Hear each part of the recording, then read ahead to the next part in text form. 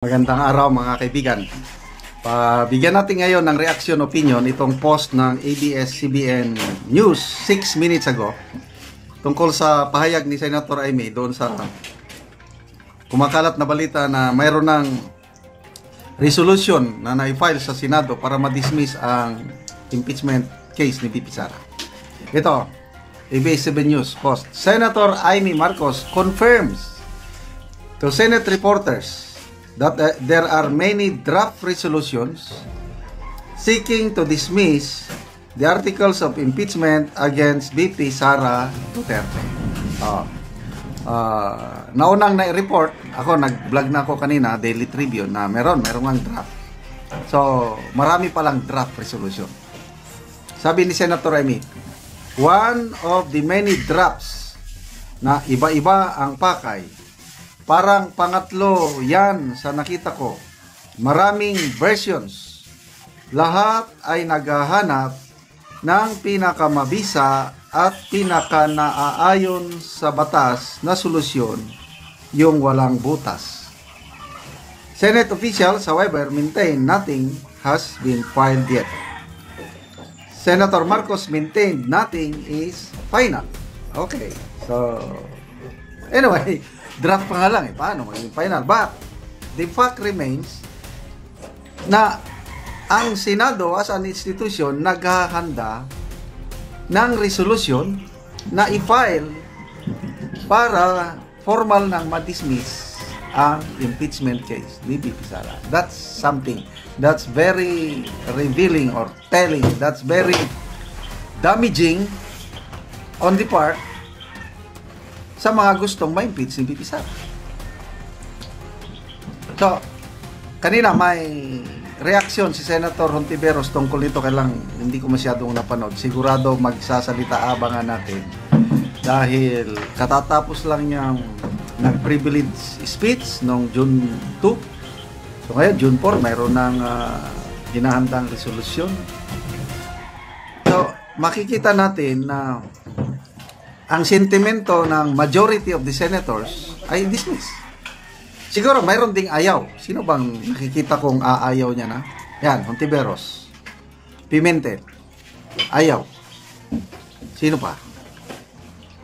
Parang wala na akong... Kasi lumalabas ngayon na pati si Senate President Escudero, just go on. Baka may blessing, may guidance, I don't know. Kaninong guidance? So, sa 20 lang sila, 23 senators, baka dalawa lang ang hindi pipirma. Kaya kawawa naman, grabe, nagbalitaktakan kahapon ba yun? Nagdebate sina Senate Majority Floor Leader, Senate Minority Leader Aquilino Pimentel and Senator Tolentino, nagbalitaktakan sila. Sinasabi ni Senator Pimentel na pwede na ipasa o i-cross over ang impeachment from 19th Congress to 28th. Tinanong siya ni Senator Tolentino.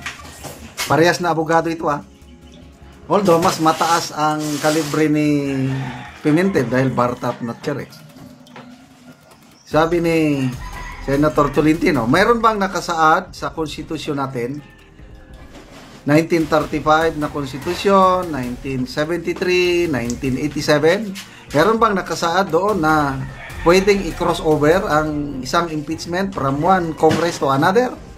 Ang sagot ni Senator Pimentel, wala. Ibig sabihin, talo siya. So, magbasa lang tayo sa mga comments kadali Comments. Juliet Montero, go, impeach VP Sara, amaw na, amaw, okay. John Kaluwing, impeachment cannot be stopped by mere resolutions.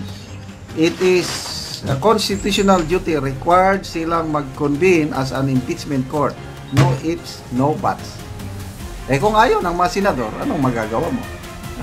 Kasi may mga dahilan Ako personally, don't get me wrong, gusto kong matuloy ang impeachment trial. Si BP Sara, nagsalita na siya, gusto niyang matuloy dahil bloodbath ang gusto niya. Maraming gusto. Yung survey ng SWS, 88% sa respondents gustong sagutin ni BP Sara ang mga akusasyon. Sumang-ayon naman si BP Sara. Gusto niyang matuloy. Ang problema, ang mga senador, sila yung judges, senator judges. Nasa kapangyarihan lang nila kung matuloy o hindi. Yun ang problema. 13 lang ang kailangan, majority lang ang kailangan. Pag nagkasundo yung 13, may 13 senators na pumirma na hindi matuloy, hindi na talaga matutuloy. Kasi impeachment is a political process. Sabi yan ni ex-senator Drilon, it's a political, hindi yan korte talaga. Kaya kung anong inclination, kung anong nararamdaman na pulso ng taong bayan, diyan sila magbase yung popular sentiment. Yung nakarang election, 20 midterm, nakita na ang lakas ng dating ng Duterte. Lalo na sa Mindanao and Visayas. Kaya nabulagta, napahiya ang alyansa. 0 sila. Yun ang iniiwasan nila siguro. Kaya wag na lang. Wag na lang. So si Speaker Martin Romualdez, na nung una is astig na astig, parang malambot na siya ngayon. Sabi niya, respetuhin daw natin ang desisyon ng mga senador. Which is, wala tayong magawa. Kahit gustuhin man nating magka-trial, kung ayaw ng mga senador, so, resolution. Kailan ma-finalize yung resolution? I don't know. Baka hanggang June 11 pa naman. Baka by that time, may final resolution niya. At goodbye. Impeachment. No more bloodbath. Kaya salamat mga kaibigan sa inyong pagsubaybay sa ating channel. Nakakatulong kayo ng malaki sa Tribong Talandig na Bukidnon. Dahil ang sweldo natin sa channel na ito is pantulong sa tribo. Meron tayong binibigay na livelihood assistance sa kanila. Nagpapatanim tayo ng saging lakatan.